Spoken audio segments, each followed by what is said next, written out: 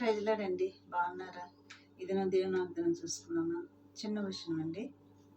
నెమ్మది లేకుండా విస్తారమైన ధనముండుట కంటే, నెమ్మది లేకుండా విస్తారమైన ధనముండుట కంటే, దేవుని యందలి భయభక్తులతో ఉండుటే మేలు, నుండుటే మేలు. మాధుర్యమే నా ప్రభుతో జీవితం, మహిమానందమే మహాచర్యమే. మాధుర్యమే నా ప్రభుతో జీవితం.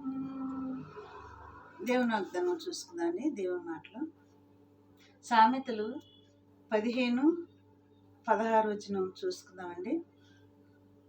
నెమ్మది లేకుండా విస్తారమైన ధనముండుట కంటే, యెహోవా యందలి భయభక్తులతో కూడా కొంచెము కలిగి ఉండుట మేలు. ఇక్కడ చెప్తున్నాడు దావీదు సొలొమోను భక్తుడు. ఏమనంటే, నెమ్మది లేకుండా విస్తారమైన ధనముండుట కంటే, యెహోవా యందలి భయభక్తులతో కూడా కొంచెము కలిగి ఉండుట మేలు. చూసారా ఎంత చక్కని మాటలు. నెమ్మది లేకున్నా, విస్తారమైన ధనం ఉన్నా కానీ నెమ్మది లేకపోతే ఏం సుఖం ఉంటుందండి మనుషులకి? కానీ దేవుని యందు భయభక్తులు కలిగి ఉండటం వారికి కొంచెమున్నా చాలంట. అది కొంచెమున్నా మేలేనంట. కొంచెమున్నా నెమ్మదిగా ఉంటారు. ఎవరికి? దేవుని యందు భయభక్తులు కలిగిన వారికి కొంచెమైనా నెమ్మదిగా ఉంటారు. విస్తారమైన ధనం ఉండే వాళ్ళకి ఏముంటుంది? నెమ్మది ఉండదు. చూసారా ఎంత చక్కటి మాటలు.